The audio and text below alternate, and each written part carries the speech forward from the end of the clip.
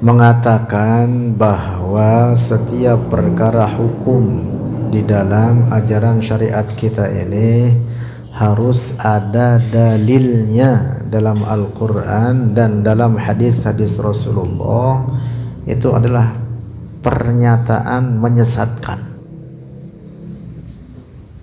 Kalau setiap hukum syara ini harus persis ada dalilnya disebutkan dalam Al-Quran dan dalam hadis Rasulullah, ini perkataan menyesatkan. Mengapa?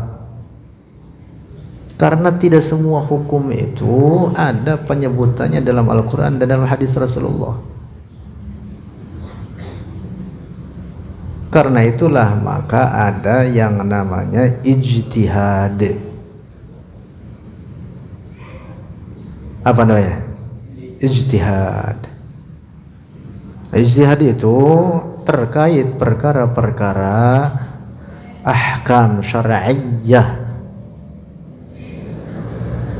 yang itu tidak ada penyebutannya di dalam Al-Quran dan dalam hadis-hadis Rasulullah.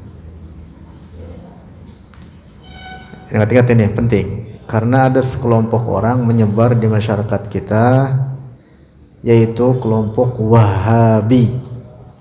Senantiasa mereka berargumen, argumennya tidak punya dasar, mengatakan kalau tidak ada dalilnya dalam Al-Quran dan dalam hadis Rasulullah, maka dia itu sesat, bid'ah. Nah, ini pernyataan justru dia sendiri yang menyesatkan. Dalam sebuah hadis diriwayatkan bahwa suatu ketika Rasulullah Sallallahu Alaihi Wasallam, ini banyak diriwayatkan oleh para ulama kita seperti oleh Al-Imam Al-Baihaqi, Al-Imam Ahmad ibn Hanbal, Al-Imam Al-Hakim dan lain sebagainya, bahwa ketika Rasulullah mengutus sahabat Muadz ibn Jabal ke Yaman untuk berdakwah, mengajar di sana, Rasulullah bertanya kepada Muadz, wahai Muadz, kaifa taqdi idza arada laka qada'un, atau kama qala Rasulullah, kata Rasulullah, wahai Muadz, bagaimana engkau menetapkan hukum apabila datang satu permasalahan dalam urusan agama ini ditanyakan padamu?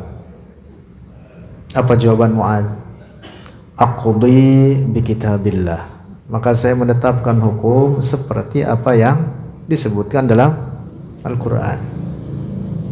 Lalu kata Rasulullah, fa illam tajid, lalu kalau engkau tidak mendapati hukum tersebut dalam Al-Quran, apa yang kau lakukan? Kata Muadz apa? Aqdi bi sunnati Rasulillah, maka aku menetapkan hukum dengan hadis-hadis Rasulullah. Lalu kata Rasulullah apa? Kalau engkau tidak mendapati dalam hadis-hadis Rasulullah, hadis-hadis nabimu, apa yang engkau lakukan? Kata Muadz apa? Ajtahidu bi ra'yi, berijtihad oleh aku, bi ra'yi, dengan pendapatku. Wala alu, ay la aqud, la uqassir, artinya saya tidak berbuat semena-mena. Artinya aku bersungguh-sungguh untuk membuat kesimpulan hukum sesuai pengetahuan saya. Ketika Rasulullah mengatakan kalau engkau tidak mendapati dalam Quran, kalau engkau tidak mendapati dalam hadis, Muadz menjawab apa? Ajtahidu bi ra'yi. Itu artinya tidak setiap hukum itu harus ada dalam Al-Quran dan ada dalam hadis Rasulullah. Paham tidak ini? Ada sekelompok orang di masyarakat kita ketika berbicara seenaknya saja, kata dia, mana dalilnya? Mana dalilnya? Ketika mengerjakan suatu pekerjaan masyarakat kita, nggak ada dalilnya dalam Al-Quran, nggak ada dalilnya dalam hadis, ya jangan dikerjain, bid'ah, sesat. Ini orang nggak paham fikih, nggak paham usul fikih. Ijtihad itu apa ijtihad? Ijtihad itu istinbatul ahkam asy-syar'iyyah min adillatiha tafsiliyah. Para ulama usul seperti Al-Imamul Ghazali dalam kitab misalkan Al-Mustasfa, misalkan lagi Al-Imam Taqiyuddin As-Subki, lalu putranya Al-Imam Tajuddin As-Subki dengan kitab namanya Jam'ul Jawami', kitab usul fikih. Al-Imam Badruddin Az-Zarkashi dan para ulama lainnya, Al-Imam Ar-Razi dalam Al-Mahsul, Al-Imam Al-Qarafi. Banyak para ulama usul fikih menetapkan ijtihad itu apa? Badlul wus'i, mengerahkan kemampuan, istinbatil ahkam, dalam menetapkan atau mengambil intisari hukum. Mengambil apa ya? Mengambil intisari hukum. Kalau Asy-Syatibi dalam Al-Muwafaqat mengatakan istifraghul wus'i, sama maknanya mengerahkan kemampuan fi tahsilil ilmi awiz dhanni bil hukmi. Dia mengatakannya apa? Fi tahsilil ilmi, untuk menghasilkan ilmu atau satu kepastian atau ilmu, awiz dhanni, atau bahkan apa? Prasangka bil hukmi, terhadap suatu hukum. Yang dimaksud hukum di sini apa? Hukum syar'i. Begitu juga para ulama lainnya menyebutkan dengan definisi sama, para ulama usul fikih. Nah, yang jelas ijtihad itu berlaku pada perkara-perkara yang memang tidak ada penyebutan hukumnya secara sharih, secara jelas, baik dalam Al-Quran maupun dalam hadis Rasulullah. Dan itu banyak hukum-hukum yang tidak ada disebutkan secara sharih, secara nyata, secara jelas dalam Al-Quran dan dalam hadis, itu banyak sekali. Para imam mujtahid itu mereka berijtihad yang kemudian dari situlah timbul perbedaan pendapat di kalangan para imam mujtahid. Imam Malik Ibn Anas yang merupakan gurunya Imam Syafi'i sebagai imam mujtahid, hasil ijtihadnya berbeda dengan muridnya, yaitu Al-Imam Syafi'i, yang juga beliau imam mujtahid. Lalu berbeda dengan imam-imam mujtahid lainnya. Nah, mengapa? Karena memang nasnya tidak sharih, teksnya tidak ada secara jelas disebutkan dalam Al-Quran. Disitulah medan ijtihad. Adapun kalau perkara yang disebutkan hukumnya secara sharih oleh Al-Quran, maka tidak ada ijtihad di dalamnya. Karena itu para ulama usul fikih mengatakan lajtihada fi mauridin nassi, tidak ada ijtihad pada perkara yang telah disebutkan nasnya secara sharih di dalam Al-Quran. Misalkan penyebutan bahwa zina haram, jelas sebutkan dalam Al-Quran, firman Allah wala taqrabuz zina. Enggak pakai ijtihad lagi itu mah. Paham nih? Tentang mencuri itu haram, ya enggak pakai ijtihad. Paham nih? Allah berfirman was-sariqu was-sariqatu faqta'u aydiyahuma. Tentang misalkan hurmatur riba, haramnya riba, enggak pakai ijtihad, udah disebutkan dalam Al-Quran apa? Firman Allah wa harramar riba, atau halalnya jual beli, wa halallahu al-bai'a, Enggak pakai ijtihad udah itu. Paham ya? Nah, jadi perkara-perkara yang mansus disebutkan secara tekstual dalam Al-Quran, dalam hadis secara sore, maka tidak ada ijtihad di dalamnya. Adapun kemudian para ulama berijtihad itu pada perkara-perkara yang tidak ada penyebutan hukumnya. Nah, sekarang kalau ada orang mengatakan setiap perkara harus ada penyebutan dalilnya dalam Al-Quran dan dalam hadis, lah ini orang namanya kagak paham usul fikih. Ya tidak akan disebutkan semua perkara itu dalam Al-Quran dan dalam hadis. Dapat paham tidak ini? Itulah kemudian mengapa Mu'adz bin Jabal dalam hadis itu tadi mengatakan ajtahidu bi ra'yi wala alu. Ajtahidu bi ra'yi. Aku berijtihad dengan pendapatku sendiri, tapi aku tidak semena-mena berijtihad dengan sungguh-sungguh. Mengapa beliau mengatakan ajtahidu bi ra'yi? Karena tidak didapati hukumnya dalam Al-Quran dan dalam hadis. Makanya beliau mengatakan ajtahidu bi ra'yi.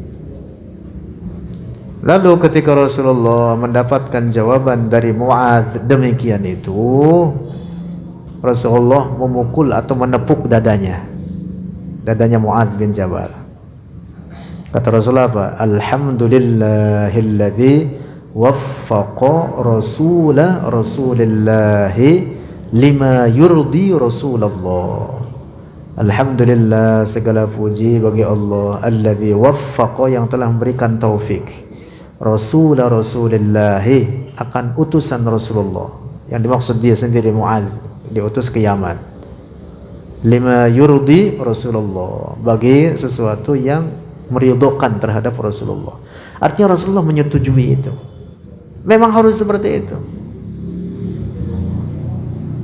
Nah, jadi kalian jangan terkecoh dengan pendapat orang-orang Wahabi. Seringkali mereka mengatakan kalau tidak ada dalil dalam Al-Quran dan dalam hadis berarti itu perkara sesat. Kagak ada dalilnya, ngapain dikerjain? Perkataan demikian itu menafikan ijtihad para mujtahid. Itu banyak sekali segi kesesatannya perkataan demikian itu. Salah satunya ini dia, menafikan pendapat para imam mujtahid, orang-orang seperti Al-Imam Abu Hanifah, Al-Imam Malik, Al-Imam Syafi'i, Al-Imam Ahmad. Herannya dia sendiri mengaku bermadzhab Hambali. Itu orang-orang yang sering menyesatkan umat Islam itu, mengambil pendapat para ulama. Dia sendiri mengambil pendapat para ulama. Seharusnya kalau dia mengatakan setiap perkara harus diambil dari Al-Quran dan dari hadis, ada dalilnya, dia jangan ngambil pendapat para ulama, jangan ikut mazhab Hambali. Jadi ngaco orang ngomong gitu itu. Ngaconya udah ngaco kuadrat gitu. Tahu kan udah kebangetan itu, murokkab istilahnya itu. Lalu perkataan demikian juga sama saja dengan apa? Mengingkari ayat Quran sendiri, mengingkari hadis-hadis Rasulullah sendiri. Rasulullah dikenal hadis-hadisnya atau perkataan Rasulullah itu sebagai apa? Jawami'ul kalim. Rasulullah itu disebut Jawami'ul kalim karena perkataannya itu pendek atau sedikit atau ringkas, tetapi dapat terhimpun di dalamnya berbagai permasalahan keagamaan, sehingga hadis-hadis Rasulullah banyak yang menjadi kaedah-kaedah. Tuh begitu. Dapat dipaham tidak ini? Nah, jadi tidak benar pendapat yang mengatakan bahwa setiap perkara hukum dalam urusan atau ajaran syariat ini harus berdasarkan dengan dalil Al-Quran dan dalil hadis Rasulullah. Itu pendapat tidak benar, karena tidak semua hukum itu disebutkan dalam Al-Quran dan dalam hadis Rasulullah. Tetapi penyebutan hukumnya adalah dengan ijtihad para imam mujtahid. Nah, lalu perbedaan para imam mujtahid itu justru menjadi rahmat bagi kita. Menjadi rahmat bagi kita, sehingga kita ikut manapun maka itu benar selama kita mengikuti pendapat seorang imam mujtahid, dan hukumnya wajib bagi siapa yang tidak mencapai derajat mujtahid untuk mengikuti imam mujtahid. Penting ini, karena di masyarakat kita ada sekelompok orang mengatakan hendaklah setiap orang dari kita berijtihad masing-masing. Bahkan mereka mengatakan hendaklah kita kembali kepada Al-Quran dan hadis, karena itu lebih murni. Quran dan hadisnya betul murni, tapi pemahaman omongan begitu itu tuh pemahaman menyesatkan. Paham tidak ya? Nah, jadi perbedaan pendapat para imam mujtahid itu di samping memberikan pemahaman bahwa nas-nas atau teks Al-Quran dan hadis terkait perkara-perkara yang diijtihadi oleh para mujtahid tersebut tidak sharih menyebutkan terkait hukumnya, di pihak lain perbedaan ijtihad tersebut justru menjadi keluasan bagi kita untuk mengikuti mereka, karena kita bukan para mujtahid, maka kita wajib mengikuti terkait perkara-perkara hukum itu kepada imam mujtahid. Nah, dan semua imam mujtahid tersebut benar adanya, semuanya benar. Wasyafi'i wa Malikun Nu'manu wa Ahmad bin Hanbalin Sufyanu wa ghairuhum min sairil a'immah ala hudan wal ikhtilafu rahmah. Perkataan Az-Zubad dalam Alfiyah Az-Zubad Ibn Ruslan, beliau mengatakan wasyafi'i wa Malikun, Asy-Syafi'i dan Malik, Imam Malik ibn Anas, Nu'manu dan Imam Abu Hanifah, An-Nu'man ibn Thabit Al-Kufi, wa Ahmad ibn Hanbal dan Imam Ahmad ibn Hanbal, muridnya Imam Syafi'i. Imam Syafi'i muridnya Imam Malik. Jadi tiga-tiganya ini imam mujtahid, hasil ijtihadnya beda-beda.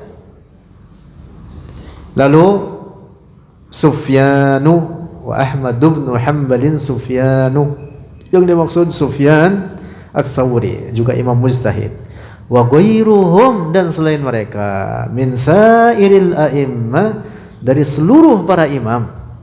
Yang dimaksud para imam mujtahid ala hudan, semua mereka di atas kebenaran, di atas petunjuk. Wal ikhtilafu rahmah, dan perbedaan para imam mujtahid tersebut menjadi rahmat bagi kita, menjadi keluasan bagi kita untuk mengikuti siapapun dari mereka para imam mujtahid tersebut. Nah, dapat dipaham ya? Nah, jadi sekali lagi nih, jangan terkecoh dengan perkataan sebagian orang yang mengatakan segala sesuatu itu harus ada dalilnya dalam Al-Quran dan dalam hadis. Al-Quran itu bukan kitab yang berjilid-jilid, ratusan, apalagi ribuan jilid, sehingga segala perkara itu harus tertulis di dalamnya. Bukan kitab seperti itu. Nah, jadi tidak setiap perkara itu tercatat hukum-hukumnya secara sharih dalam Al-Quran atau dalam hadis Rasulullah, dan disitulah kemudian menjadi medan ijtihadnya para imam mujtahid. Itulah mengapa ijtihad pengertiannya itu bazlul wus'i fi istinbatil ahkam syar'iyyah, mengerahkan kemampuan, keilmuan seseorang dikerahkan untuk mengambil intisari hukum. Nah, intisari hukum, hasilnya itu menjadi hukum. Hasilnya menjadi apa? Menjadi hukum. Tapi hukum yang ditetapkan oleh Imam Syafi'i dengan hasil ijtihadnya bisa berbeda dengan imam-imam mujtahid lainnya. Nah, itu artinya bahwa tidak setiap hukum itu ditetapkan oleh Al-Quran dan oleh hadis-hadis Rasulullah. Nah, dapat dipaham ya? Penting ini jadi kaidah bagi kita. Karena banyak yang ngaco itu, mengatakan semuanya kalau ada dalam Al-Quran dan dalam hadis berarti jelas. Lalu oleh mereka kemudian diacak-acak lagi. Kalau ada dalam hadis, tanya lagi oleh mereka, hadis sesuai apa kagak? Wow, gitu. Atau bahkan ketika kutip ayat Al-Quran oleh mereka, tafsirannya tidak begitu. Wah, dibantah lagi. Disodorkan hadis, bantah lagi oleh mereka, hadis sesuai atau tidak? Kalau sahih baru dikerjakan. Tidak semua hukum itu berdasarkan Al-Quran atau berdasarkan hadis-hadis Rasulullah. Nah, dapat dipahami ini, penting. Kita baca kitab